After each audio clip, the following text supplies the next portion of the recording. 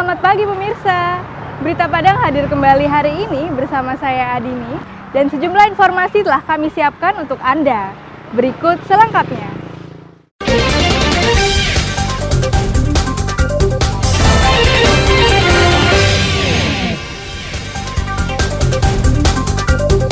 Sebuah bus antar kota di Padang Pariaman, seruduk bengkel dan lapak pedagang telepon genggam.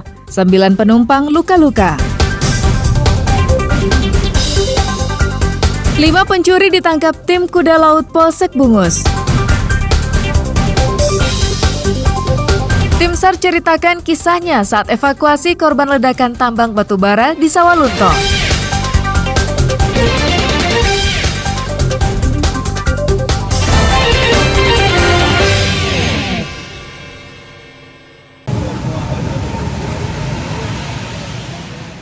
Bus dari arah Bukit Tinggi menuju Kota Padang, Senin pagi, seruduk bengkel dan lapak pedagang telepon genggam di daerah Parit Malintang, Padang Pariaman.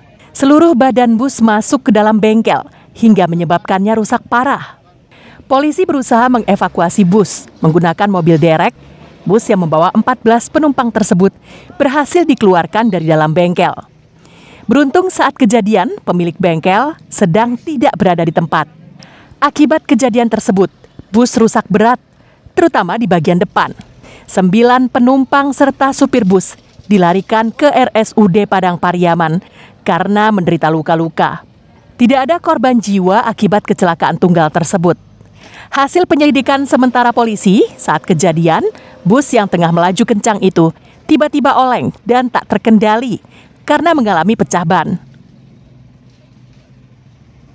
Satu rumah untuk tambal ban juga semi permanen juga. Informasinya nih mengantuk atau pecah ban? Kalau dari keterangan saksi yang ada di TKP menyatakan mobil pecah ban. Hingga Senin petang, 2 penumpang dan supir bus masih dirawat di rumah sakit akibat luka berat yang dialaminya. Kasus ini masih dalam penyelidikan polisi untuk mencari tahu penyebab pasti kecelakaan. Eki Rafki melaporkan dari Padang Pariaman.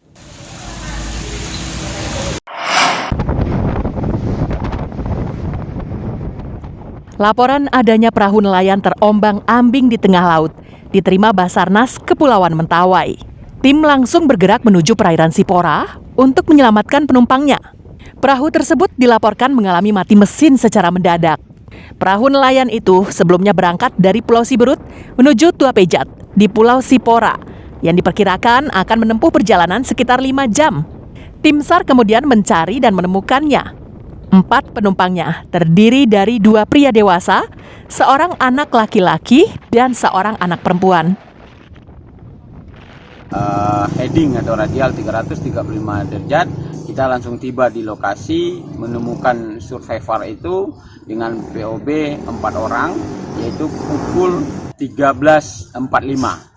Langsung kita evakuasi ke dermaga Tua Pejat. Tiba di dermaga Tua Pejat pada pukul 14.15. Tiba di dermaga Tua Pejat, 4 orang survivor dapat kita evakuasi dalam kondisi semuanya selamat. Keempat penumpang tersebut kemudian dibawa ke dermaga Tua Pejat, Pulau Sipora untuk diperiksa kondisi kesehatannya. Kasus mati mesin di perairan Mentawai kerap terjadi.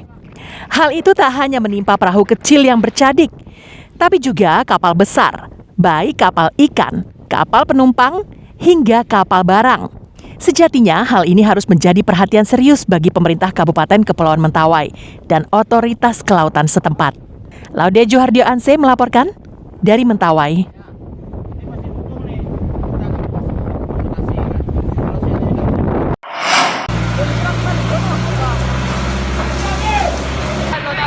Senin dini hari, warga Kota Pariaman kembali dikejutkan dengan kebakaran yang terjadi di sebuah rumah di Kelurahan Kampung Jawa 1, pusat Kota Pariaman.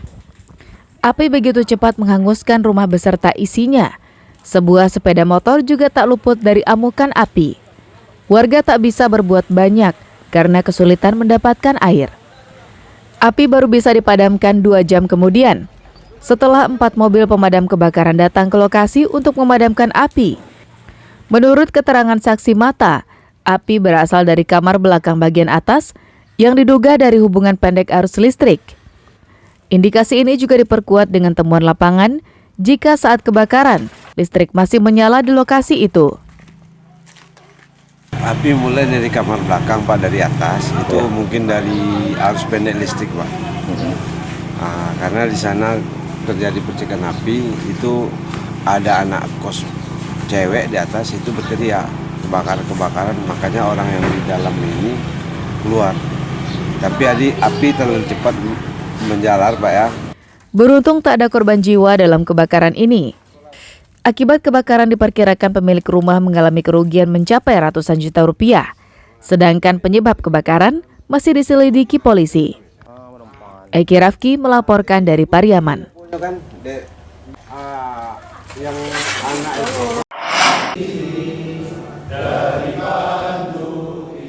Jika warga Padang Pariaman mendaftar haji hari ini, ia baru bisa diberangkatkan tahun 2032.